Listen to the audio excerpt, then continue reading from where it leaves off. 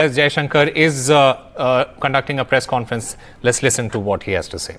Swaran Singh ji, he actually assured the Parliament, and I am reading his words, I feel confident that the agreement demarcating the maritime boundary in the Pork Bay will be considered as fair, just and equitable to both countries. At the same time, I wish to remind the honourable members that in concluding this agreement, the rights of fishing, please note, the rights of fishing, pilgrimage and navigation, which both sides have enjoyed in the past, have been fully safeguarded for the future. This was the assurance that the then Foreign Minister, Sri Swaran Singh ji, gave in Parliament at that time. 1974, July 23, 1974. Now, in less than 2 years, actually, there was another agreement between India and Sri Lanka through an exchange of letters. And in this agreement, now, India proposed the following. Again, I'm reading to you from the original document. With the establishment of the exclusive economic zones by the two countries, India and Sri Lanka will exercise sovereign rights over the living and non-living resources of their respective zone. The fishing vessels and fishermen of India shall not engage in fishing in the historic waters, the territorial sea, and the exclusive zone of Sri Lanka. So, 1974, assurance is given. By 1976, an agreement is concluded which actually gives away this assurance. Now, once this agreement in 1976 was concluded, there then evolved a position, a standard position, you can say, of the government on this matter.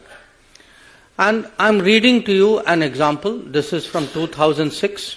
It is a question which is answered by the then Minister E. Ahmed on the floor of the Parliament.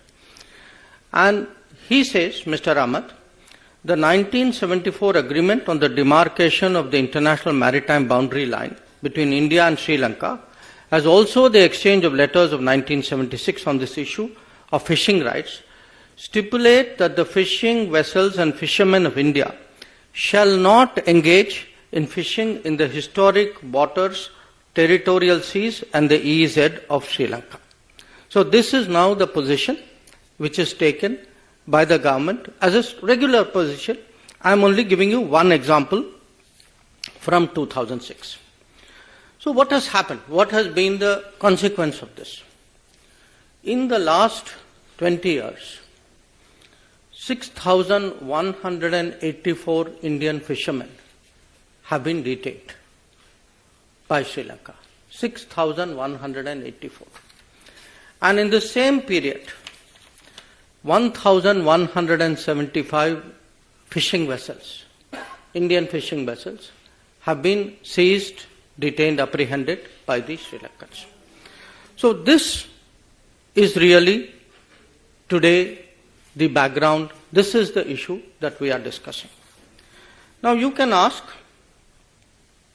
why are we discussing it? And the answer is, in the last 5 years, in the Parliament, in the Consultative Committee, we have repeatedly, this issue, Katchatheevu issue and the fishermen's issue, has been repeatedly raised by various parties, by all parties, I would say. As I mentioned, in Parliament it has come up as Parliament question, it has come up in debates, it has been raised in the Consultative Committee. And in fact, Chief Minister of Tamil Nadu has written to me numerous times, and my record shows that to the current Chief Minister, I have myself replied 21 times on this issue. So please understand, this is not an issue which has suddenly surfaced. This is a live issue. It is an issue which has been very much debated in Parliament, in Tamil Nadu circles as well. It has been the subject of correspondence between the union government and the state government. And as I said, 21 times I have myself replied to letters. Now, every political party in Tamil Nadu has taken a position on this. And here, one of the reasons why we are debating it is in looking at these two issues, the Katchatheevu issue and the fishermen issue, two parties, the Congress and the DMK, have approached this matter as though they have no responsibility for it, as though the situation is for central government, today's central government, for them to resolve. There is no history to this. This has just happened. They are the people who are taking up the cause. That is the way they would like to project it. So the purpose of the press conference today, why I am talking to all of you, is we believe that the public has a right to know. The public has a right to know how did this situation come about. How was Katchatheevu, how was the 1974 agreement reached? How was Katchatheevu given away? How was the fishing issue handled? Because please understand, the fishing issue actually emanated from a 1976 agreement. So there are two agreements we are talking about. So because these have been live issues, because they have been discussed earlier also in Parliament, two documents were sought from us as an RTI request. And these were provided. One was a document about Ministry of External Affairs, summary background note for the meeting of the Informal Consultative Committee in 1968 on this issue.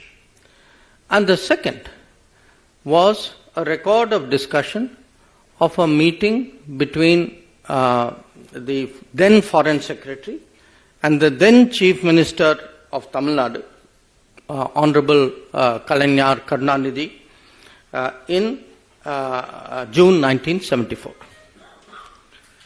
Now, the point today is we know there are two agreements. We know there is a 1974 agreement. We know there is a 1976 agreement. We know who did this. How has the situation arisen? What we do not know is who hid this. Who has been party to it? What has been concealed from the public? And we believe it is the right of the public today to know how did this situation come about. Now, with regard to the Katchatheevu issue itself, there have been claims and counterclaims. India had its arguments. Sri Lanka had its arguments. In fact, in one of the two documents, both documents actually, but one has more detail than the other, these claims have been spelt out in some detail. India's claim is mainly that the Katchatheevu island belonged to the Raja of Ramnath, and that he had it from the time that East India Company assigned it to him. It was part of his zamindari rights, and these rights also included fishery, and also that later on these rights moved from the Raja of Ramnath to the Madras government. A second argument was that during after independence, for many years, Indian customs regularly went to Katchatheevu, and this was not obstructed. And the Indian view also was that there was absence of any documentary evidence to show that Sri Lanka had an original title to Katchatheevu. So these were largely the Indian arguments. The Sri Lankan argument, which also this document, which has been obtained under RTI, has released, was that according to them, they have records which go back to the 17th century, and that they also feel there were some conferences where which looked at their claim in a more positive manner. This is their claim. Now, what actually happened on Katchatheevu was, after both India and Sri Lanka became independent, there were issues between the military of the two countries about using this island. And that's how this issue actually came up as an issue between the governments. And from the 1960s, this issue picked up, and it was particularly discussed. There were many discussions, but I think the most important one was a discussion in 1974, few months before the Katchatheevu agreement was done, when the then Sri Lankan Prime Minister, Sirimavo Bandaranaike, came and met Indira Gandhi ji, who was then Prime Minister of India. So this broadly is the issue. These are the claims. But as I said, we know who did it. We are today looking and discussing who hid it. Now, in all of this, whenever there is a territorial dispute, it is natural that there is a request. You take a legal view of what is the claim. So at this time, the legal view was actually originally sought from the then Attorney General of India, Sri M.C. Setalvad. Many of you would be familiar. He was a very famous person. He was a legal luminary. Now, it's very interesting. Sri Setalvad gave his legal opinion as the Attorney General in 1958. In that opinion, he says, the matter, and I'm reading from it, the matter is by no means clear or free from difficulty, but on the assessment of the whole evidence, it appears to me that the balance lies in favor of concluding that the sovereignty of the island was and is in India. So this is the opinion of the then Attorney General. In fact, he not only mentions that, he also says, because please note, he says that the matter is by no means clear. He says whatever is agreed, it can also be limited by custom or treaty, and therefore Mr. Setalvad suggests that it may be possible for India to contend that there exists a right by custom in the Indian fishermen to fish in the territorial waters of the island. So essentially, the Attorney General is saying that the balance of the balance is something which goes in favor of India, but even if it doesn't, there is still a case. There is still a case to insist on fishing rights, access of Indian fishermen to the waters of this island. Now, interestingly, other than the Attorney General, the Ministry of External Affairs also has a legal department. So we had a gentleman there at that time called Dr. K. Krishna Rao. He was a very eminent person dealing with international law. And Mr. K. Krishna Rao also takes a very interesting view. He says, I'm not suggesting that we have no case at all, but I submit that our legal case in this connection may be used to obtain fishing rights around the island. So what we have essentially is, you have the main legal people, and please bear in mind, we are talking 1958 and 1960. The main people actually saying, look, we have a case, it may not be 100% case, we don't know where this case may go, but at least we should insist minimum that we should get fishing rights. And as I told you at the beginning, the island was also given away in 1974 and the fishing rights were also given away in 76. And whether in 74 itself was there any sincere effort to press for fishing rights, I think I'll leave it to you to conclude, because 1976 shows otherwise. Now, if this is the situation, you will ask, how did this happen? Now, how did this happen has many aspects to it. One, and perhaps to me the most basic, I would say recurring one, is actually the indifference shown by the central government, by the prime ministers of the day then, about the territory of India. That fact is, they simply did not care. And to demonstrate that, I think if one looks at, again, this is there in one of the documents of the released under RTI. This is an observation by the then Prime Minister Jawaharlal Nehru in May of 1961. He writes, I attach no importance at all to this little island, and I would have no hesitation in giving up our claim to it.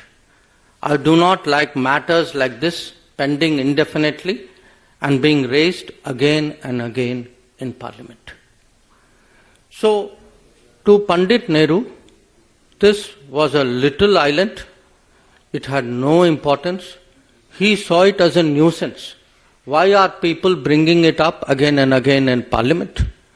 So, for him, the sooner you give it away, the better.